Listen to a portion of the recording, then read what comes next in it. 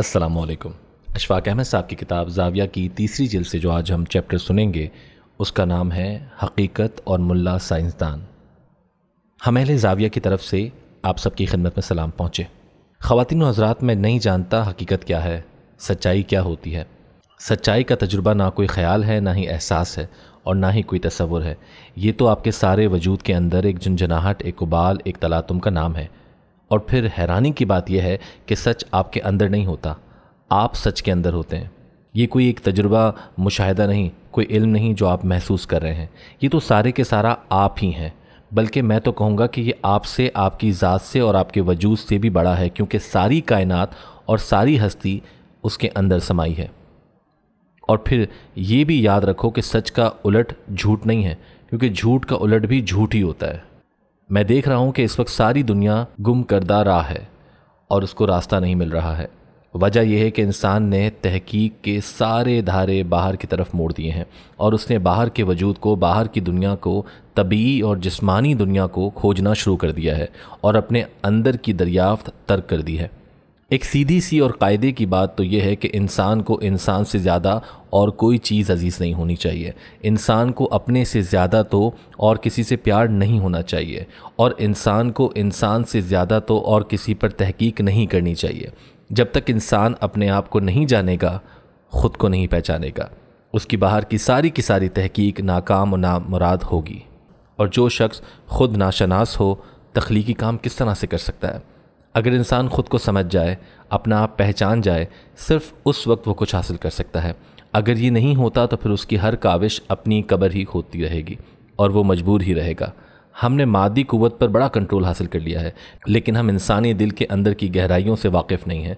हमें दिल के अंदर के जहर और अमृत से शनासाई हासिल नहीं हो सकी है।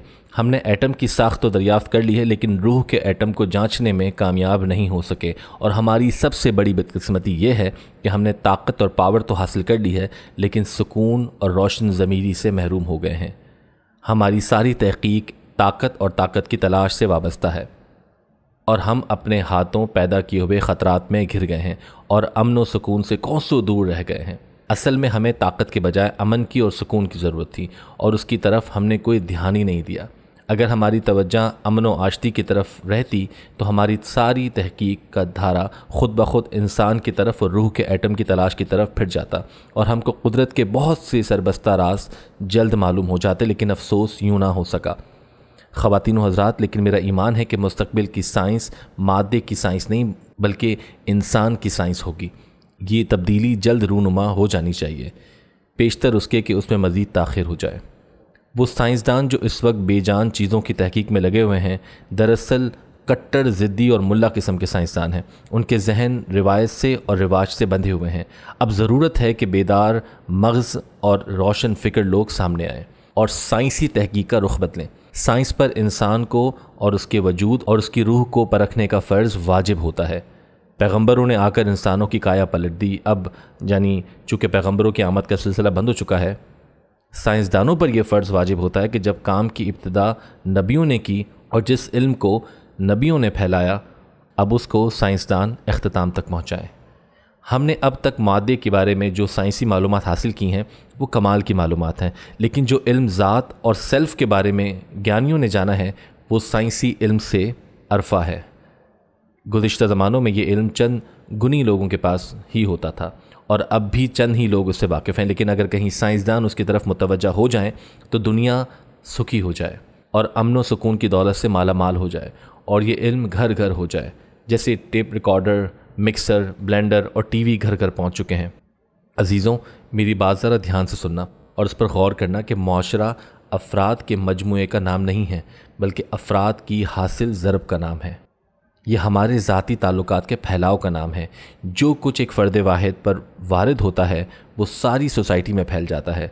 जंगों के असबाब और मुआशरों के इन्हितात की वजह अफराद के जहनों में मुक़य्यद होती है। अगर हमें मुआशरे को तब्दील करना है तो हमें फ़र्द को तब्दील करना होगा। अगर हमें मुआशरे को बेहतर बनाना मकसूद है तो फिर फ़र्द को एक नई ज़िंदगी अता करनी होगी। हमने मादे पर तो फ़तह हासिल कर ली है, लेकिन वो इंसान जिसके लिए मादे को मुसख्खर किया गया है बल्कि नाशनास छोड़ दिया गया है, सबसे पहले हमें इंसान पर तवज्जो देनी चाहिए। साइंस और मज़हब کا مرکز انسان ہونا چاہیے، مادہ نہیں۔ سائنس کی ایجادات اور اختراعات انسان کو سکون اور طمانینت عطا نہیں کر سکتی، ان سے آرام اور آسائش میں ضرور اضافہ ہوتا ہے، لیکن تھوڑی دیر بعد وہ آسائش اور آرام معدوم ہو جاتے ہیں اور انسان پر چیخنے اور چلانے لگ جاتا ہے۔ ذرا سی دیر میں ہم ان کمفرٹس کے عادی ہو جاتے ہیں اور تھوڑی ہی دیر بعد پھر بے چین اور بےکل ہو جاتے ہیں۔ یہ سارے آرام اور آسائشیں ہمارے دکھوں اور الجھنوں کو تو دبا دیتی ہیں لیکن ان کا علاج نہیں کر پاتی۔ بے چینی کے بعد ہم نئے آرام و آسائش کی تلاش میں لگ جاتے ہیں اور نئی ایجادات کرنے بیٹھ جاتے ہیں۔ اس تلاش سے ہمیں نراشا، مایوسی، بے چینی حاصل ہونے لگتی ہے اور ہم دیوانگی کی حدوں میں داخل ہو جاتے ہیں۔ جو ہم باہر کی چیزوں کے حصول میں امیر ہو جاتے ہیں، ہم اندر سے غریب ہونے لگتے ہیں۔ جب بدھا اور سکندر کو اپنی حکومت، مملکت اور دولت کا احساس ہوا، انہیں اندر کی غریبی کا گہرا علم نصیب ہونے لگا۔ زندگی نہ اندر ہے نہ باہر، نہ مادہ ہے نہ روح، یہ اس سے عظیم تر ہے۔ اگر انسان اپنے اندر پر توجہ مرکوز کرتا ہے تو وہ اپنے محیط سے بے بہرا ہو جاتا ہے، اور اگر وہ صرف محیط پر نگاہ رکھتا ہے تو مرکز سے محروم ہو جاتا ہے۔ ایک محیط ایک مرکز کے بغیر کیسے ہو سکتا ہے؟ زندگی ان دونوں کے مجموعے کا نام ہے۔ سائنس باہر سے متعلق ہے، مذہب اندر سے۔ بظاہر یہ دونوں مختلف نظر آتے ہیں لیکن حقیقت میں دونوں کا ایک ہی عقائد سے تعلق رکھتے ہیں۔ جس طرح سائنس اندر آنے کا نام بھی ہے اور باہر جانے کا بھی، اسی طرح سے زندگی ہے، اس کے دونوں ہی رخ ہیں۔ زندگی کی حقیقت وہی جان سکتا ہے جس کی نظریں دونوں رخوں پر ہوں۔ سچائی اور حقیقت کسی نقطۂ نظر کا نام نہیں۔ جب سب نقطہ ہائے نظر مفقود ہو جاتے ہیں اس وقت سچائی جنم لیتی ہے۔ جہاں بدلتے ہوئے حالات نہیں ہیں وہی حقیقت ہے۔ سائنس الفاظ ہے، اظہار ہے، ہنسا ہے۔ مذہب خاموشی کا نام ہے، محیط وضاحت ہے، اظہار سے نمائش ہے۔ سائنس اس لیے لفظ ہے کہ مرکز خاموش ہے، مرکز نامعلوم ہے، غیر مرئی ہے۔ سائنس ایک درخت ہے، مذہب بیج ہے۔ سائنس جانی جا سکتی ہے، سمجھائی جا سکتی ہے، لیکن مذہب جانا نہیں جا سکتا، اور باوجود اس کے کہ مذہب جانا نہیں جا سکتا، انسان مذہب کے اندر رہ سکتا ہے۔ سائنس علم ہے، مذہب ہستی ہے، اس میں رہا جا سکتا ہے۔ سائنس پڑھائی جا سکتی ہے لیکن مذہب پڑھایا نہیں جا سکتا، اس میں بسرام کیا جا سکتا ہے۔ سائنس معلوم کی تحقیق کا نام ہے، مذہب نامعلوم کی دریافت ہے۔ سائنس انسانی خوشی کو وسعت دینے کا نام ہے، دنیا میں آسائش مبہم کرنے کی کرتو یہ ہے، لیکن مذہب کا مقصد ہر فرد کے لیے نامعلوم کا عرفان حاصل کرنا ہے۔ یہی وجہ ہے کہ اس دنیا میں بہت ساری سائنسیں ہیں لیکن مذہب ایک ہی ہے۔ سائنس ترقی پذیر ہے لیکن مذہب ازلی اور ابدی شے ہے۔ امان حاصل کرنے کے لیے اور سیکیورٹی کے لیے اور خوشی کے لیے اور مسرت کے لیے محیط کی طرف رجوع کرنا، اپنی ذات سے اور جوہر سے دور ہونا ہے، باہر کو پھیلانا ہے۔ لیکن زندگی کا سربستہ راز یہ ہے کہ جب انسان اپنے مرکز کی طرف رجوع کرتا ہے، حقیقت کے قریب تر ہوتا ہے، تو آنند پاتا ہے، لطف حاصل کرتا ہے، اور جب وہ لطف حاصل کرتا ہے تو محیط غائب ہونے لگتا ہے، اور جب وہ بالکل غائب ہو جاتا ہے تو حق رہ جاتا ہے۔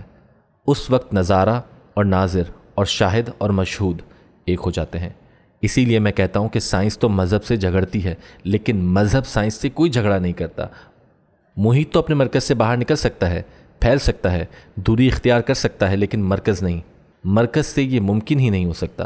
بیٹا ماں سے دور ہو سکتا ہے، الگ ہو سکتا ہے، لیکن ماں نہیں، کیونکہ بیٹے کی ہستی ماں کے اندر ہی ہوتی ہے۔ اور پھر بھلا سائنس نے انسانیت کے لیے کیا کیا ہے؟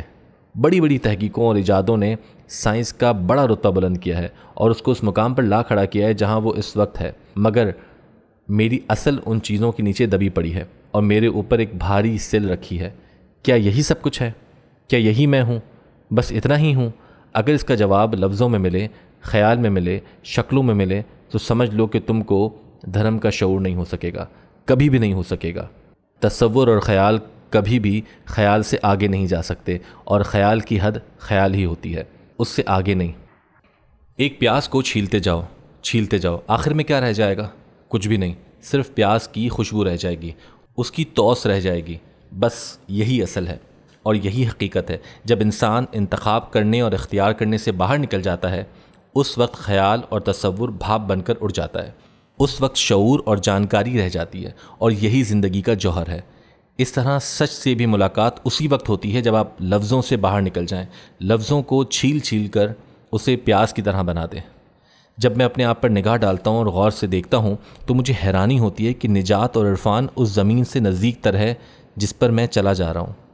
اللہ آپ کو آسانیاں عطا فرمائے اور آسانیاں تقسیم کرنے کا شرف عطا فرمائے۔ اللہ حافظ۔